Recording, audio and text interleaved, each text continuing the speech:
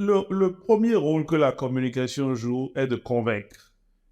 Puisque les gouvernements travaillent en mettant en place des politiques publiques, ils ont sans cesse besoin de l'assentiment du public, surtout dans les démocraties qui s'opposent aux autocraties, où c'est la volonté du leader qui s'impose.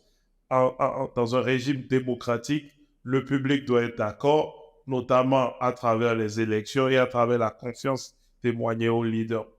Et donc, pour que le public soit d'accord, il est important de convaincre ce public à travers des initiatives de communication. Ce n'est pas toujours le cas. Nous sommes toujours enfermés dans une approche informationnelle qui recense uniquement de la parole publique et non des idées ou une volonté de faire mouvoir les gens. Et nous allons, au cours de la conférence, passer en revue plusieurs aspects. Premièrement, les marques publiques. En quoi est-ce que créer une identité, un narratif public clair et distinct permet aux populations de connecter au message du gouvernement?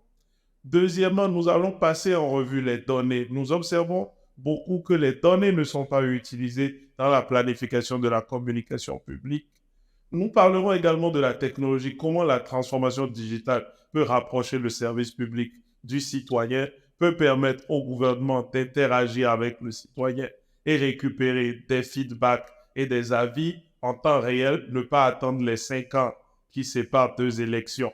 Nous parlerons ensuite des considérations culturelles. On ne le prend pas assez en compte, mais à l'intérieur du continent, il y a différentes cultures qui ne s'opposent pas, mais qui se complètent et qui ont besoin d'être prises en compte dans la nature de la communication. Et enfin, nous parlerons des crises, qu'elles soient économiques, politiques ou même médicales, comme nous avons pu le voir il y a quelques années.